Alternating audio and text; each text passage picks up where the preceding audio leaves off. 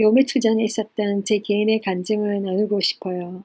그동안 제 개인에게 많은 일들이 있었고, 어려움들도 많았기에 한동안 많은 시간을 요구하는 블로그 활동이 쉽지 않아서 한동안 손을 놓고 있었어요. 약 12년을 살았던 텍사스주 샌 앤토니오를 떠나 새로운 삶을 이곳 캘리포니아주 가든 그로브 지역으로 2달 전쯤에 이사를 오게 되었어요. 아무 연고도 없는 이 먼 곳까지 홀로 와서 직장도 구해야 하고 있을 곳도 구해야 하고 특별히 가진 돈이 많은 것도 아닌 상태에서 이런 큰 도전을 한다는 것이 얼마나 두렵고 떨리는 일이었는지 모릅니다. 많은 사람들이 불경기로 직장 구하기 힘들다며 그것도 땅값, 집값이 갑절로 비싼 캘리포니아에서 어떻게 살겠냐 하고 염려스러운 말들을 많이 해주어서 결정하는데 더 마음을 무겁게 했었어요. 사실상 캘리포니아에서 다수의 사람들이 직장을 잃음으로 집값을 내지 못해 집을 잃고 타주로 옮겨가는 일이 많았습니다. 그런데 저는 오히려 그곳으로 들어가려 했으니까요. 그 이유는 지난 12월에 양육권을 잃어 이 먼 곳으로 아이들을 보내야 했기에 형편상 그 먼 거리를 서로 오갈 수 없어서 이 모든 두려움을 감수하고 아이들 주변에서 만남을 자주 갖기 위해 선택한 길이었어요. 알 수 없는 미래에 대한 두려움, 특별한 기술과 경력도 없는 저에게 기회도 많지 않은 캘리포니아에서의 삶은 엄청난 두려움과 부담감으로 저를 한동안 무겁게 눌렀었어요. 떠나기를 결정하기까지 하나님의 뜻을 구하는 저에게 교회에서 찬양하는 가운데 이런 마음을 주셨습니다. 그동안에 저에 대한 샌앤토니오의 사역은 끝이 났고 캘리포니아에서의 사역으로 인도하신다는 앞날에 대한 두려움으로 가득하여 확신이 없어 떨고 있는 저에게 제 생각과 감정과 상관없이 캘리포니아를 향하는 장거리 대륙 횡단 운전을 하고 있는 제 모습을 스쳐가듯 보여주셨습니다. 저는 그만 남모르게 펑펑 울고 말았습니다. 그 후에 저는 3일 종일을 운전해서 이곳 캘리포니아로 옮겨왔습니다. 기본적인 물품과 옷갈지만 챙겨서 트렁크에 싣고서 우여곡절 가운데 방 한 칸을 구해서 새를 들었어요. 처음에는 어느 지역에 있을 줄도 모르고 내려왔지만 알고 보니 한인타운이 모여있는 오렌지 카운티 지역, 즉 남가주라는 곳에 정착하게 되었어요. 1시간 이상을 가야 만나던 텍사스의 한인 식품 가게와 달리 5분 거리에 큰 한인 가게가 있고 이곳이 미국인지 한국인지 헷갈릴 정도로 한인과 한국말에 오히려 문화 충격을 받고 있어요. 누군가의 조언에 따라 그 한인 가게 벽보를 통해 지금의 렌트집을 찾게 되었는데 한국인 주인이 집 뒷뜰 차고를 변형해서 만든 방 3칸 중 1칸을 쓰게 되었어요. 저는 거실 딸린 부엌과 욕실을 다른 한 사람과 함께 사용하고 있는데 600불의 렌트비를 내기로 되어 있답니다. 이사 온 지 2달이 되도록 직장이 나지 않고 생활비는 줄어들고 나의 형편과 사정을 아시며 기도를 들어주시는 하나님은 매번 저의 재정을 기적적으로 채워주셨습니다. 막판에라도. 그런데 이번에는 왠지 아무 응답이 없었습니다. 직장이 나서지 않으면 다른 방법으로 제 렌트비를 채워주시겠지 하면서 어린아이 같은 믿음으로 간구하며 기다렸습니다. 물론 불안한 마음, 염려하는 마음을 거절하고요. 어느 날 기도 부탁을 하였던 한 사람에게서 문자가 왔습니다. 제 새 주소를 알려달라고요. 제게 뭔가를 보내주고 싶다고 했습니다. 저는 그것이 주께서 보내시는 기적의 재정 응답이 아닐까 궁금했습니다. 보내기로 한 날짜도 훨씬 지나가고 제가 렌트비를 내야 할 날도 바로 코앞에 닥쳤지만 그 우편물은 오지 않았습니다.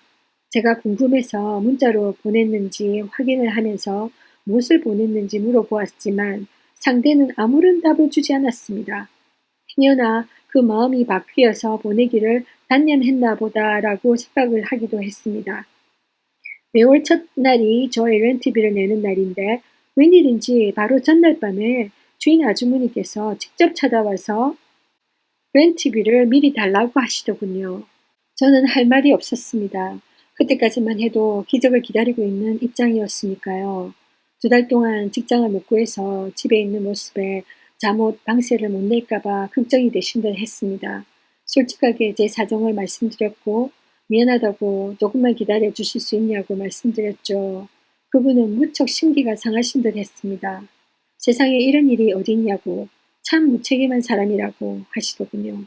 그리고 제가 이사 온 날 걸어둔 디파짓 300불을 대신 쓸 테니 2주 안에는 나가달라고 하시더군요. 빈손으로 집 구할 여유도 없이 그렇게 길바닥으로 나가라는 상황이었습니다. 그래서 저는 알았다고 미안하다고 동의해드렸어요.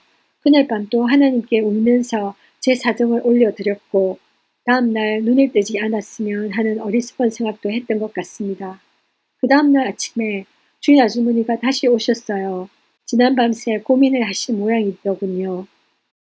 저에게 가지고 있는 현금이 얼마나 되냐고 하시더군요.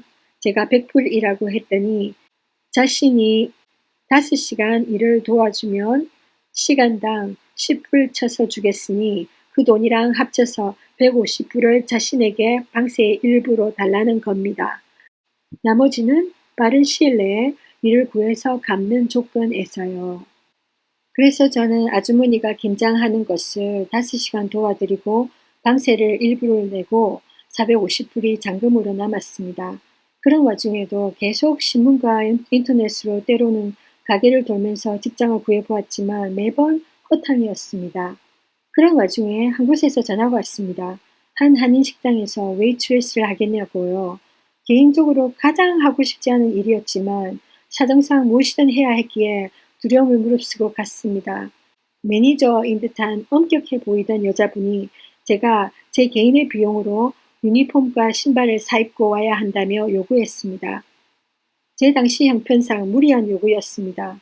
하지만 일을 하기 위해선 수입이 들어오면 채워질 테니 급한 불을 끄자는 의미에서 희생을 치루어야 했어요. 흰 셔츠 몇 벌과 검은 기지바지 여러 벌을 보세 가게에서 사와서 깨끗하게 빨았습니다. 신발까지는 사기에 부담스러워서 있던 신을 신고 갔는데 다음날 첫 출근했을 때 그 매니저는 사사건건 저에 대해 트집을 잡기 시작했습니다. 인터뷰할 때는 안경을 안 쓰더니 왜 썼냐? 렌즈 낄 수 없냐? 머리를 묶으라 해서 묶었는데 삐져나온 머리칼도 거슬린다고 하고 검정 플랫 슈즈에 살이 비친다며 그것도 불평.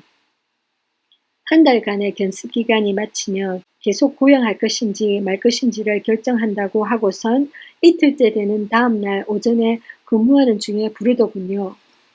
그러면서 하는 말이 이틀을 지켜보면 판단이 선다면서 제가 자기들 일에 맞지 않는 것 같으니 그만두고 가시라는 것이었습니다. 이틀 일하고 그것도 사실상 4시간 30분 일한 것을 가지고 사람의 능력 유무를 판단한 것이었어요. 사실상 그곳은 숯불갈비집에다 일식 스시까지 겸하는 큰 레스토랑이어서 일이 2배나 되는 초보인 저의 입장에서는 첫날부터 쉬운 일은 아니었지만 오랜 경험이 있던 한국인 웨이트리스들의 텃세도 적잖이 스트레스를 주는 것이었답니다. 아무도 저에게 직접적인 교육을 시켜주지 않아서 혼자서 눈치로 주방에서 분주히 일을 찾아서 했었는데 어처구니가 없더군요. 한 달 견습이라는 말은 그저 한 말이지 이미 훈련을 시킬 계획도 없었던 것 같더군요. 이미 세상이 불공평하고 억울한 일을 많이 당하는 곳이라는 것을 알고 있었지만 이렇게 억울하게 거절감을 당하게 되고 다시 떠나야 했을 때 가슴이 찢어졌습니다. 떠나는 입장에서 인격적으로 사람을 대해주면 안 되냐고 한마디를 해주고 싶었지만 남을 챙겨줄 여유가 없는 그 사람은 제가 가라면 조용히 가면 되지 뭐가 그리 말이 많냐 왜 딱딱거리냐며 사람을 끝까지 비참하게 만들더군요. 돌아오는 길에 눈물이 마구 쏟아졌습니다. 자기들의 요구에 맞추느라 나는 재정적 손해를 입었건만 그들은 자신들의 이기적인 기준에 맞추어 저를 헌신작처럼 던지며 상처를 주는 그런 모진 모습에 세상이 다시 한번 한없이 싫어졌습니다. 3일도 아닌 이틀 만에 사람의 능력을 그렇게 평가하다니. 훈련도 시켜주지도 않고 능력을 발휘하기도 전에 웨이트리스 일조차도 경험이 무슨 감투인 듯 과정을 무시하고 결과에만 매달리며 타인에게 기회를 주기보다 제 눈앞의 이익에 급급한 여유 없고 이기적인 한국인들의 모습에 다시 한번 상처를 받았지만 하나님께서 한인타운으로 저를 부르신 뜻이 있으리라 믿고 그들 향해 마음을 닫지 않으리라 마음먹습니다. 이야기가 길어지고 있지만 그 전날 밤에 우편물이 왔더군요. 500불짜리 수표가 들어있었어요. 렌트비 잔금 450불에 11조 50불을 낼 수 있는 정확한 금액을 하나님께서 그렇게 채워주셨어요.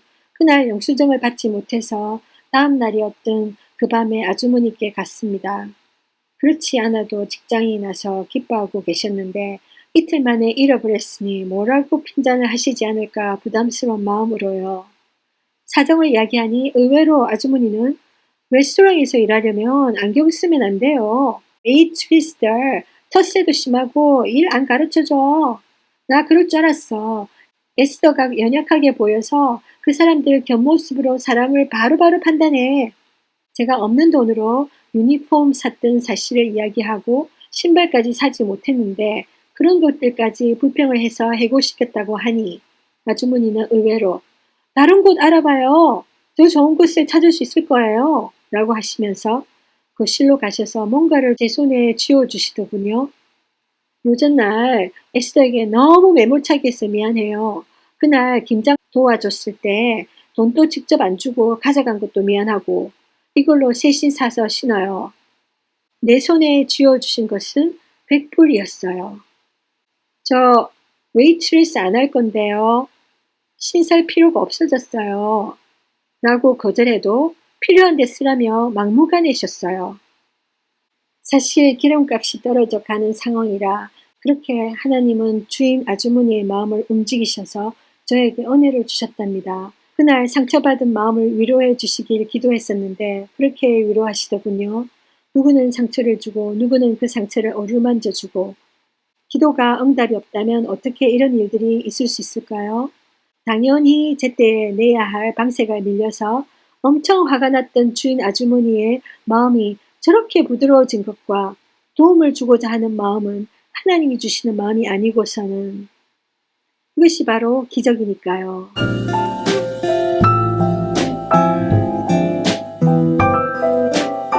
지금 보시는 그림은 구글 이미지인데 하나님이 모세를 통해서 사면 초가에 빠진 이스라엘 백성을 이집트에서 노예 생활하던 그들을 구출하여 내실 때에 그들을 쫓는 이집트 군대를 피하여 탈출하던 그들 앞에 놓였던 거대한 장벽인 홍해 바다를 둘로 나뉘어서 무사히 건너도록 하셨던 기적의 장면을 그린 그림입니다.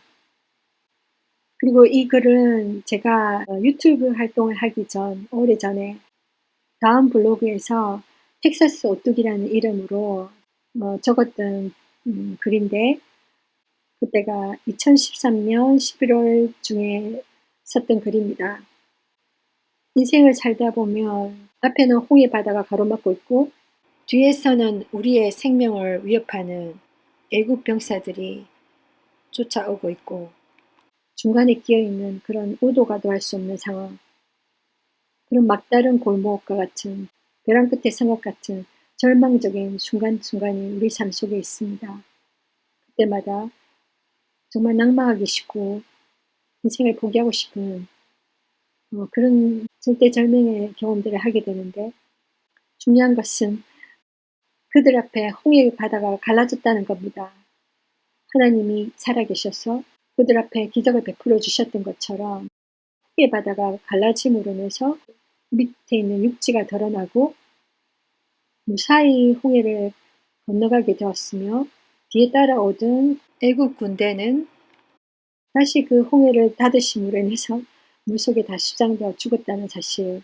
그러니까 그 기적들이 우리의 인생에도 일어날 수 있다는 거예요. 저의 작은 간증이지만 진짜 저에게서는 마치 홍해 바다처럼 저 앞에 가로막고 있는 저의 재정 상태였었고 그 당시만 해도 제가 캘리포니아에서 살아남을 거라고 생각할 수가 없었고 그만큼 절망스러웠었거든요. 1년도 견딜 수 없을 것 같았어요. 그랬는데 제가 거의 한 10년 가까이 살다가 얼마 전에 제가 그 캘리포니아에 떠나서 어 다른 지역으로 옮겨갔습니다.